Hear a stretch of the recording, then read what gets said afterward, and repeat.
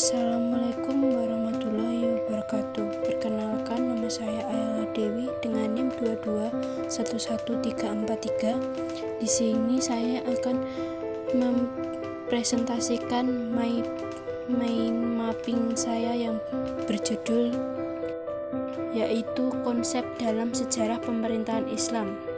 Dibagi menjadi 3. Yang pertama ialah imamah dan negara. Definisi imamah, menurut bahasa, imamah yaitu imam, pemimpinan atau pemerintahan.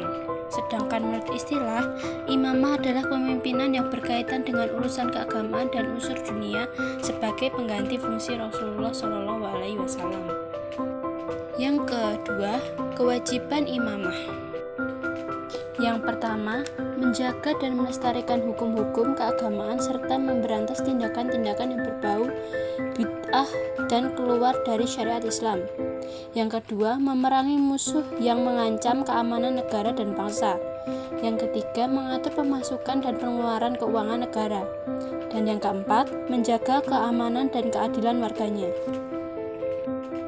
Berikutnya, syarat menunjuk imamah.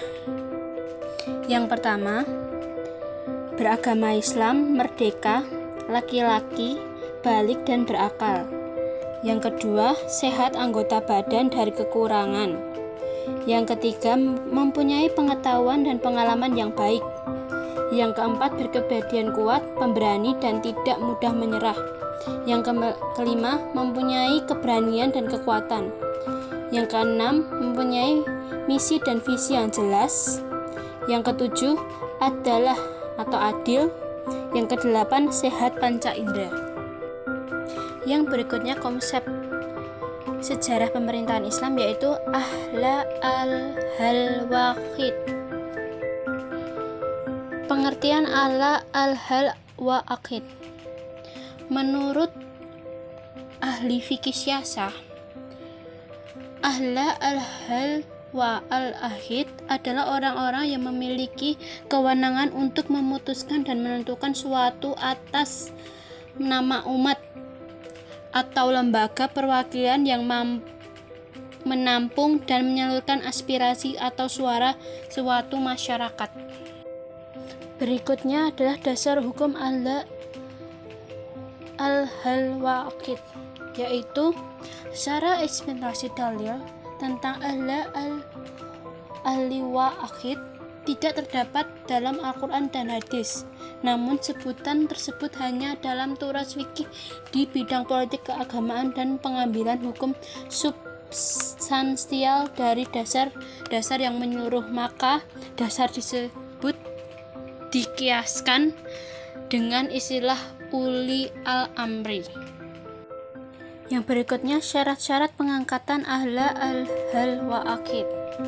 Menurut Ibnu Khaldun, syarat yang diberikan adalah 4 syarat, yaitu memiliki ilmu pengetahuan, yang kedua adil, yang ketiga mampu melaksanakan tugas termaksud kearifan, dan yang keempat sehat jasmani dalam arti panca indera dan anggota badan lainnya.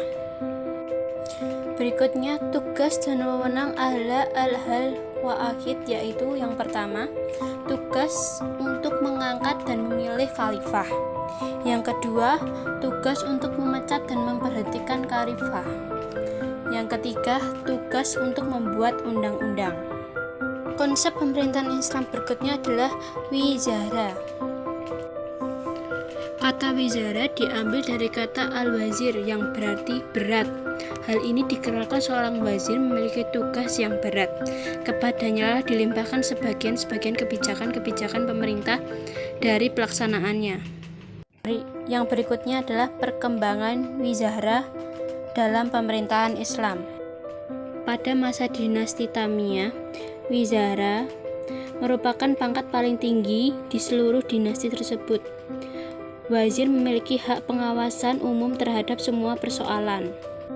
Dan pada masa dinasti Abbasiyah muncul kedaulatan